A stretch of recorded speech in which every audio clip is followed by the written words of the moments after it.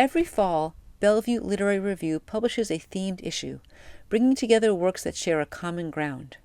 For issue 47, our theme was Body Politic, so we got to work finding poems, stories, and essays that spoke to the body as both an individual entity and as a communal one.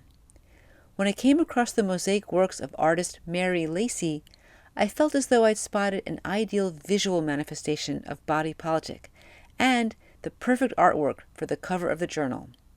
The construction of the mosaics was meticulous, both artistically and anatomically. So I decided to take a trip to Northampton, Massachusetts to learn more about Mary's creative process. It was also a great opportunity to get some fresh air.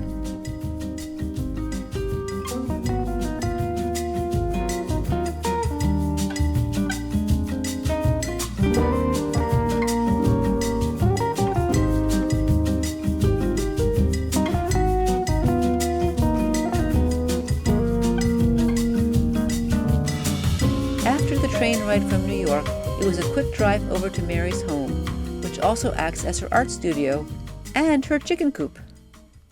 Mary knew she wanted to be an artist from a young age. In fact, she wrote in a high school notebook that she one day hoped to create a painting so large she would need a ladder.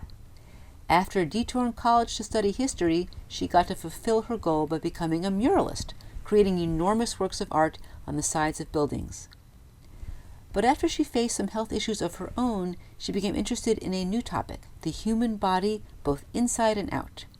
As a physician, I found this intriguing and wanted to learn more. So we headed inside to the studio. The reason I picked up art to begin with in high school was because of an accident that I had. And so it's always been connected to my health, my artwork. This is the stomach and the gallbladder. Can I pick it up? Yeah. And I love the challenge of like finding the beauty in these very squishy, bloody body parts. This one I did, I had about 2 years after my concussion, I had probably the worst setback. Now there are some pieces missing. There are pieces missing, and it's someone, but I never understood that. Consciously, someone later pointed this out, right, that this piece has no voice box, that there is an emptiness here. And then one of the last pieces I did for the show is the jaw, upper jaw, and it's full of words in that one. And so there is a quietness. I want to say emptiness, but I don't mean that in a bad way. Like, I don't mean emptiness, like I mean emptiness in the way it can relate to peace. It's also missing the parietal lobe. Was that intentional? I think I would never be able to say that word you just said, so no. But when I have my migraines, like I can feel like just this thing, and my, this is so soft Nice. in my skull, and so I think it was like I was trying to follow these sensations that occur. When I was studying history, that was where I had this big aha, seeing all the ways that art influenced history, and that launched me into public art, so fiercely, and that's when it was like, how big can we go? But talk to me about public art. That's different than private art. Yeah. What is it? It's very different. I mean, it's beautiful, like to be out there on the sidewalk and to be, encountering people where they are. It's just a very different thing. I was maybe 7 or 8 years into that. I had this window of just like strength, physical strength, and health, and it was incredible. Like, it felt like the clouds parted for this, just the launch of my career. But then I got a concussion that just totally unraveled me. Like, my life will never be the same after that concussion. And I couldn't be in public.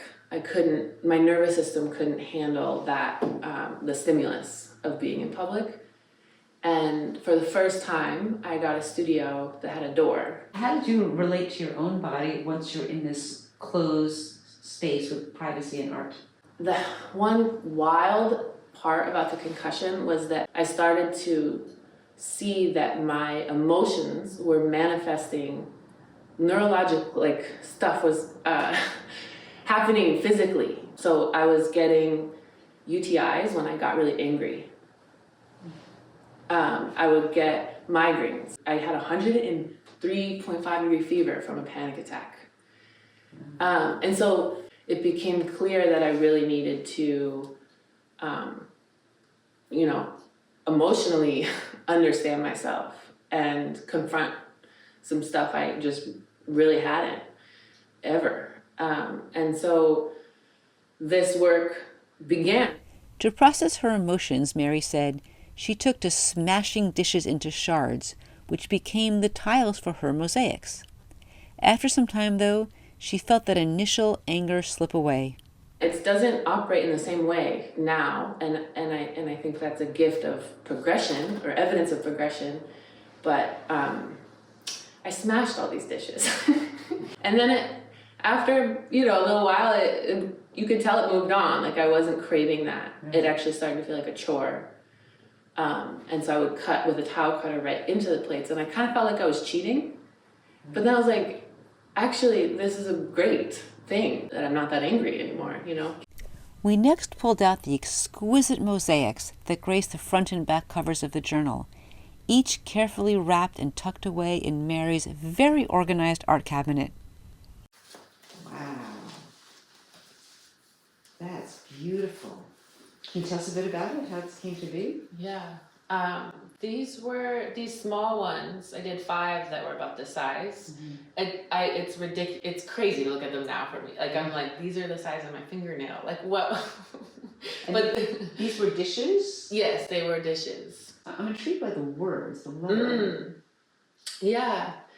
I love the way words show up in the plates. I mean, oftentimes on the back side of a plate, it has, safe in oven or microwave safe. And when you break them or cut them, it disrupts that. I would use them here as kind of just a directionality, right? Like this diagonal line here is important.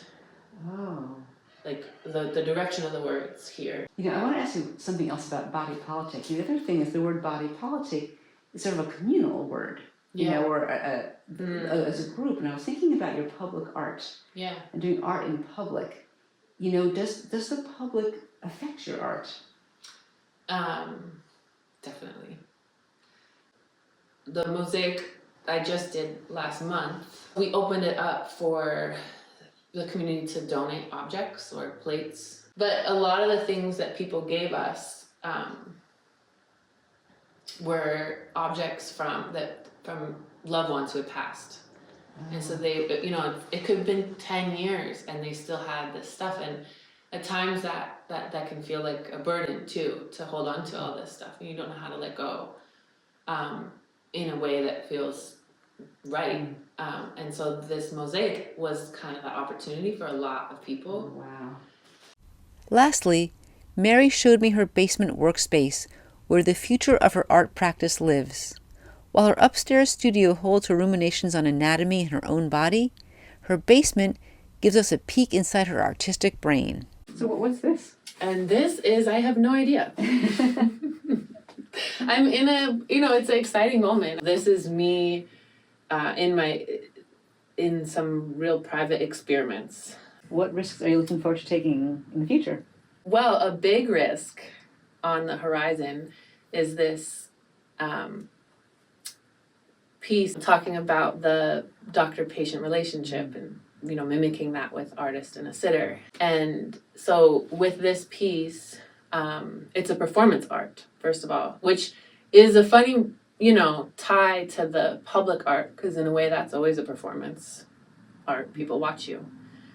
But to this piece, I will draw people in the constraint of 15 minutes. So, and repeating that as if I were having to live the life of a physician. And then what about your artistic vision and sense as your body changes and ages, as a society is boomeranging around you? Mm-hmm. What do you see or feel?